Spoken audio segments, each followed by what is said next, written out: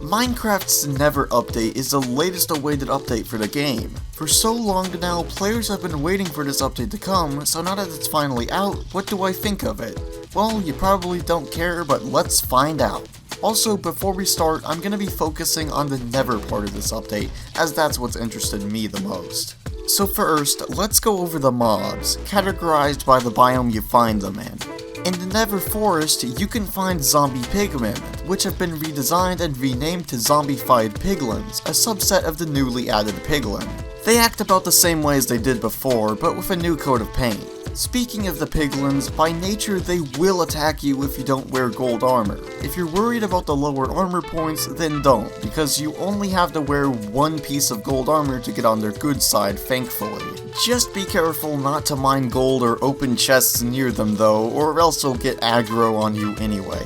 Hey, what can I say, at least someone in Minecraft likes gold. These new mobs also react in different ways towards the other mobs found in the Nether. For example, they'll run away from their zombified counterpart. Occasionally, you might see them attacking hoglins to survive.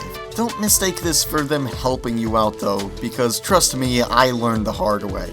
And you can trade with them as well. Unlike villager trades, this isn't quite as in-depth, but all you need to trade with a piglin is a single gold ingot, and with all the gold nuggets that can be mined in the Nether now, this is made pretty easy to do. Honestly, I am glad that gold at least has another use now, though I think I'm gonna end up forgetting that you can trade with the piglin. As for the hoglins, they are annoying. Combining them with piglins, it's just a smarter idea to be wearing at least one piece of gold armor simply because hoglins fling you up in the air, causing some extra fall damage. It doesn't help that if you're so much as in their line of sight, they'll target you, so be sure you have some blocks on hand or else you might get overrun. Striders are pretty neat mobs that can be found nearby the sea of lava at the bottom of the Nether. Now they're completely harmless, so don't worry about that, but if you craft a warped fungus on a stick and put a saddle on them, then you can ride them, and these things can go on top of lava, which makes for a much easier way to traverse the area if you're stuck down at the bottom. Just be sure to bring a fishing rod with you to the Nether. There are a lot of newly added blocks. As far as I'm aware though, most of them seem to be decorative. Some, like the crying obsidian, can be used for crafting though. Crying obsidian helps allow you to set a respawn point in the Nether, because, you know, don't sleep in the Nether, kids. Currently you're only able to obtain it by means of trading with a piglin, but even then you can't use it by itself to create a Nether spawn point. You're gonna have to create a respawn anchor using 6 of the blocks plus free glowstone. Just don't get too impatient like me and test it out immediately though, because you'll be disappointed to find that you have to charge it first. Now what do I mean by this exactly? Basically you need 4 glowstone to fully charge your anchor, then once it is, you right click on it and voila, you've got a respawn point. Keep in mind you're gonna have to constantly recharge this thing if you're a clumsy player, because after those 4 charges are down, you'll be kicked back out of the Nether. I honestly kind of like the idea of having to work to be able to get a respawn point in the Nether, but I'm not a huge fan of it relying on some luck and patience with the piglin. Despite this, it is a good addition. Now the music is great. It doesn't get in the way of exploring and really helps the Nether to have this weird ambience to it. Like whenever you're just walking through a Nether fortress and you start to hear it kick in, it's perfect.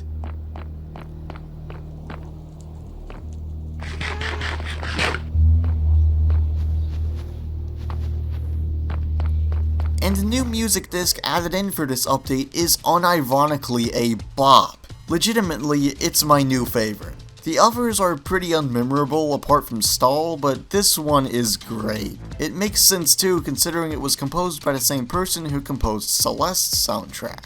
And the new biomes are nice, not just aesthetically either, they serve more of a purpose than that at least. For example, the Nether and Warped Forests give you the Nether's variant of trees and wood, so if you're low on the overworld standard wood, just stop by them. Warped Forests also host an interestingly high spawn rate of Endermen, potentially making your life much easier whenever it comes to hunting for the lanky boys for their pearls.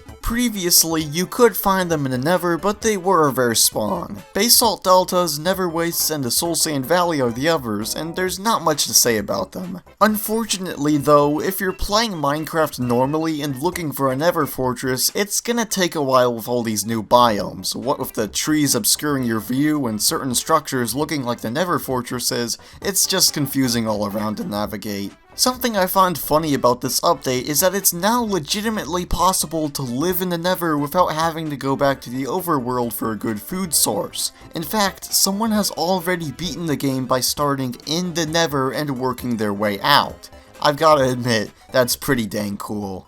Netherite. That's something I never thought would be added. Like any new ore in general, this just feels like something you'd find in Terraria, which I just find funny. I think the new tools you can craft with netherite are good, but not overpowered. They can also not burn at all in lava, in fact they float in it, which will make it easier to find your precious tools if you dip into lava for too long. They do seem mainly necessary for the Nether though, which I guess I can understand. Even then, it's not easy to get. You'll have to find some ancient debris at the bottom layers of the Nether, smelt it, then combine it with some gold ingots, and finally you have to combine it with diamond items using a smithing table. Yeah, a random table that only has one use. I really don't get why you can't just use an anvil since that is literally for combining items, but whatever, at least a smithing table is easy to make.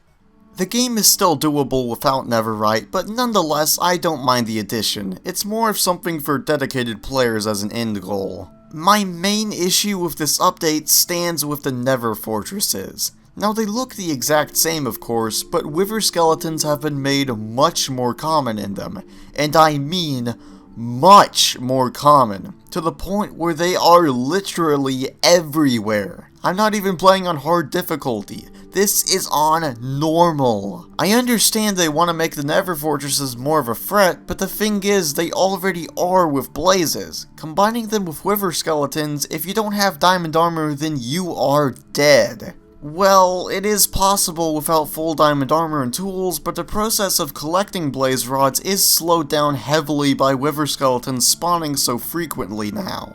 For example, in this moment, what the hell was I supposed to do? The thing is, I shouldn't have to resort to towering up and building a bridge over the wither skeletons, because that should literally tell you there is a problem. Even then, it would be incredibly easy for a blaze to knock me off.